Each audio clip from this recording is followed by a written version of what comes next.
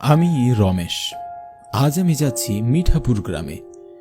মিঠাপুর গ্রামে আমার বন্ধু মহেশের বাড়ি। মহেশ আমার খুব ভালো বন্ধু, আবার অফিসেরও ভালো কলিগ। আমরা ছোটবেলা থেকেই একসাথে বড় হয়েছি। মহেশ যে আমার শুধুমাত্র বন্ধু তা বললে ভুল হবে, বন্ধু থেকেও অনেক বেশি কিছু। সে আমাকে ছোটবেলা থেকেই অনেক সাহায্য করেছে, যা বলে শেষ করা যাবে না। মহেশের কাছে আমি চিরঋণী। আমার বাবা ছিল না, আমার পড়াশোনার জন্য যথেষ্ট টাকাও ছিল না। আমি ভেবেই নিয়েছিলাম যে আর পড়াশোনা করা হবে না। ঠিক ওই সময় মহেশ আমার পাশে এসে দাঁড়ায়, আর আমি আবারও আমার পড়াশোনা চালিয়ে যেতে শুরু করি। সে আমার ভাইয়ের থেকে কম কিছু নয়, বলতে গেলে ভাইয়ের থেকেও বেশি কিছু। আজকালকার যুগে বন্ধুর জন্য এতটা কেউই করে না যা মহেশ আমার জন্য করেছে। সে ভীষণ অসুস্থ, তাই গত ছুটির পর আর অফিসে আসতে পারেনি। সে অসুস্থ হওয়ার পর আমি তাকে দেখতেও যেতে পারিনি। হঠাৎ করে মহেশ গতকাল কল করে আমাকে বলে একবার হলেও জানি তাকে আমি দেখতে চাই। তার কথা আমি আর ফেলতে পারিনি। সে না বললেও আমাকে তো যেতেই হতো, কিন্তু কাজের চাপে যেতে পারছিলাম না। তবে আজ একবার যেতেই হবে। তাই দেরি না করে অফিস থেকে কিছুদিনের জন্য ছুটি নিয়ে রওনা হলাম রেল স্টেশনের দিকে।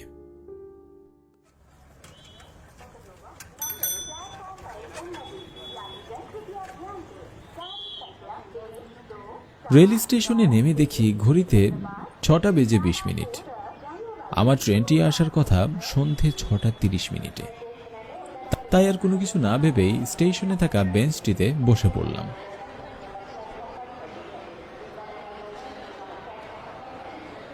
প্রায় 30 মিনিট হতে চলল, এখনো ট্রেনটি আসলো না। এই হচ্ছে আমাদের দেশের অবস্থা, কোনো কিছু সময় মতো আসে না। এসব ভাবতেই একটি ছেলে আসলো আমার সামনে, পরনে হাফ প্যান্ট আর ছেঁড়া গেঞ্জি, হাতে চায়ের কাপ। ছেলেটি আমায় উদ্দেশ্য করে বলল, চা খাবেন বাবু? না না, এখন আর চা খাবো না, যে কোনো সময় ট্রেন চলে আসতে পারে। বলতেই ছেলেটি আর দেরি না করে চলে গেল। ছেলেটিকে দেখে আমার খুব মায়া লাগলো। মহেশ যদি আমার পাশে না থাকতো তাহলে হয়তো আজকে আমারও এই অবস্থাই হতো। ছেলেটি চলে যাওয়ার পরে আমি তাকিয়ে রইলাম। হঠাৎ হর্ন বাজিয়ে ট্রেনটি তার উপস্থিতি জানান দিল। তখন বাজে ঠিক সন্ধে 7টা।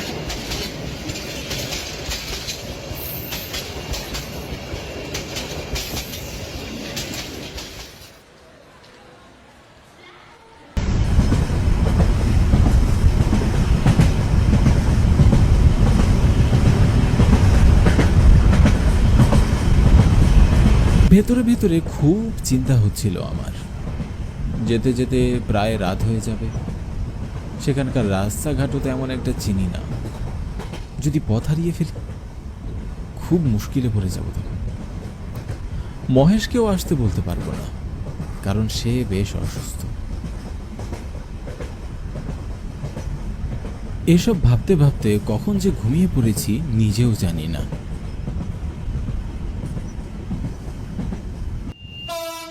হঠাৎ ঘুম ভাঙতেই দেখি মিঠাপুর স্টেশনে ট্রেনটি পৌঁছে গেছে। আর একটু দেরি হলেই ট্রেনটি ছেড়ে দিত। আমি তাড়াহুড়ো করে নেমে পড়লাম স্টেশনে।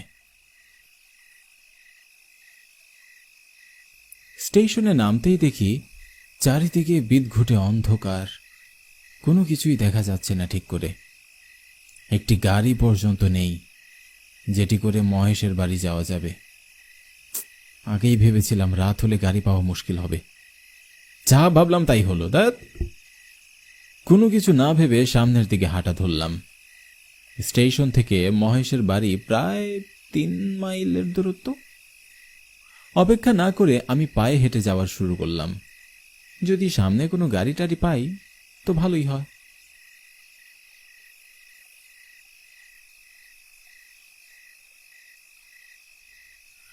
কিন্তু অনেক পথ হেঁটে আসার পরও কোনো গাড়ির দেখা মিলছে না, তাই হেঁটে হেঁটেই যাচ্ছি। আমি একটি মেঠো পথ ধরে হেঁটে যাচ্ছিলাম। অন্ধকার ছাড়া চারিদিকে কিছুই দেখা যাচ্ছে না। শিয়ালের ডাক শোনা যাচ্ছে বেশ জোরে জোরে। ডাক শুনে বোঝাই যাচ্ছে যেন আমার আশেপাশ থেকেই আসছে ডাকটি। আমার বেশ ভয় করছিল, যদি যে কোনো সময় শিয়ালগুলো এসে আমার উপর হামলা করে।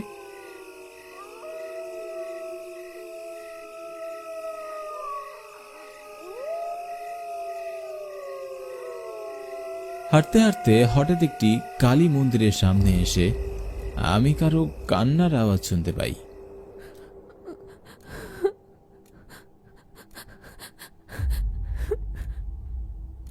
আওয়াজটি শুনে মনে হচ্ছে কোনো মেয়ে ফুপিয়ে ফুপিয়ে কাঁদছে।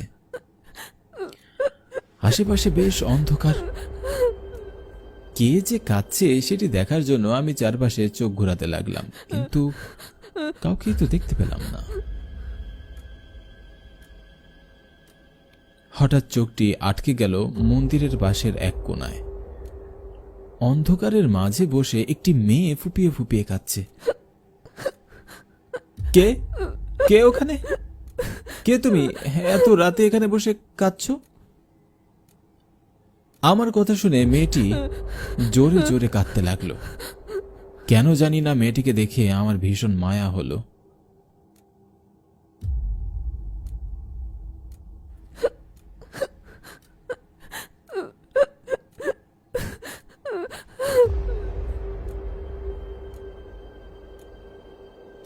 আমি মেয়েটিকে উদ্দেশ্য করে বললাম, কি হয়েছে তোমার? তুমি আমাকে বলতে পারো, আমি তোমাকে সাহায্য করার চেষ্টা করব। এইবার মেয়েটি আমার কথাতে কিছুটা আশ্বস্ত হলো। তারপর বলল, আমার মা তো ভীষণ অসুস্থ, 2 দিন ধরে না খেয়ে আছি। আমাদের একটু সাহায্য করবেন বাবু। মেয়েটির কথা শুনে আমার ভীষণ মায়া লাগলো। আমার মনে পড়ে গেল পুরনো দিনের সেই কথা। একদিন আমিও তো এমন দিন পার করেছি। তাই আর কোনো কিছু না ভেবে মেয়েটিকে সাহায্য করার সিদ্ধান্ত নেই। চলো, আমাকে তোমার মায়ের কাছে নিয়ে চলো। বলেই মেয়েটি মহা আনন্দে হাঁটতে শুরু করলো। মেয়েটির পিছু পিছু আমিও হাঁটতে শুরু করলাম।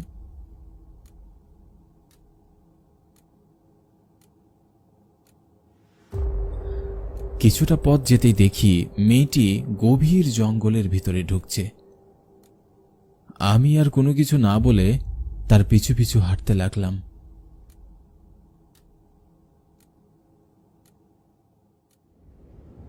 জঙ্গলের ভিতরে ঢুকতেই উথাল পাতাল বাতাস শুরু হলো। চারিদিকের শিয়ালগুলো ডাকতে শুরু করলো। এত নিকট থেকে আওয়াজ শোনা যাচ্ছে যেন মনে হচ্ছে আমাদের সাথেই শিয়ালগুলো হাঁটছে। এত জঙ্গলের মাঝখানে কারো বাড়ি থাকতে পারে এ কথা ভেবে বুকের ভিতরটা কেমন যেন ছ্যাদ করে উঠছে আমার।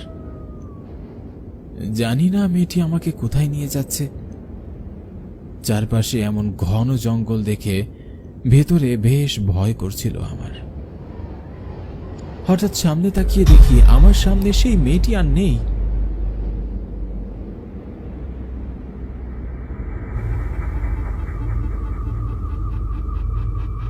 গহীন জঙ্গলের মাঝখানে অন্ধকারের মধ্যে আমি একা দাঁড়িয়ে। হঠাৎ মেয়েটি আমার চোখের সামনে থেকে উধাও হলো। এ কথা ভাবতেই আমার ভয়ে গা শিউরে উঠছিল।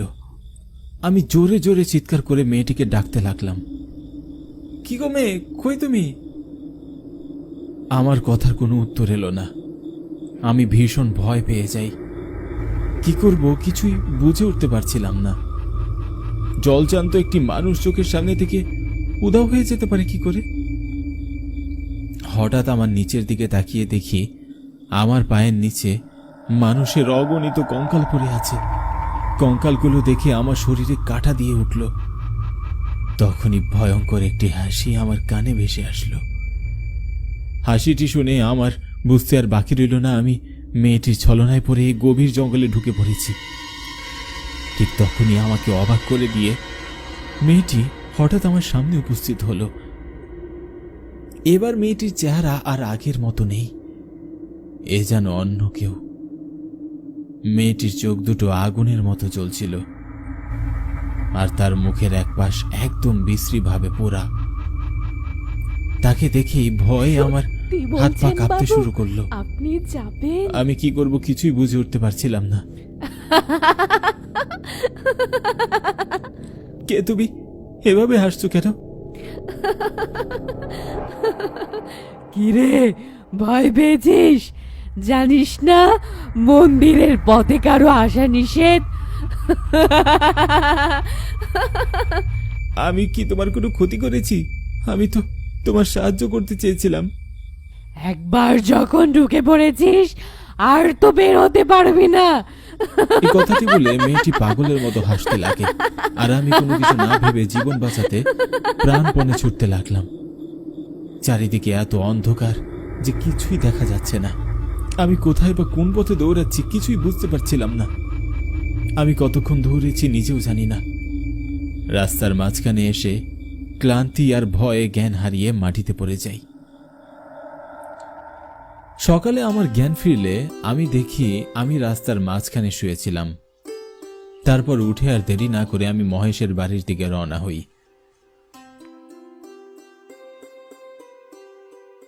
কিন্তু একটা বিষয়ে আমার মন কেমন জানি করছিল। আসলে কি গত রাতে আমার সাথে এমন কিছু হয়েছিল, নাকি সবই আমার মনের ভুল ছিল? না না, এটা তো মনের ভুল কখনোই হতে পারে না। যদি মনের ভুল হবে তাহলে আমি রাস্তার মাঝখানে কেন? আমি কাল রাতে ভয়ঙ্কর কোনো কিছুর শিকার হতে চলেছিলাম। এসব ভাবতে ভাবতে আমি মহেশের বাড়ির দরজার সামনে গিয়ে দাঁড়ালাম। দরজায় নক করে বললাম, মহেশ, বাড়িতে আছিস? বলতেই ভিতর থেকে আওয়াজ এলো, রমেশ, আয় ভেতরে আয়, দরজা খোলা আছে। মহেশের কথা শুনে আমি ঘরের ভিতরে ঢুকে পড়লাম। ভিতরে ঢুকেই দেখি মহেশ বিছানায় শুয়ে আছে। আমাকে দেখে তার মুখে হাসি ফুটে উঠল।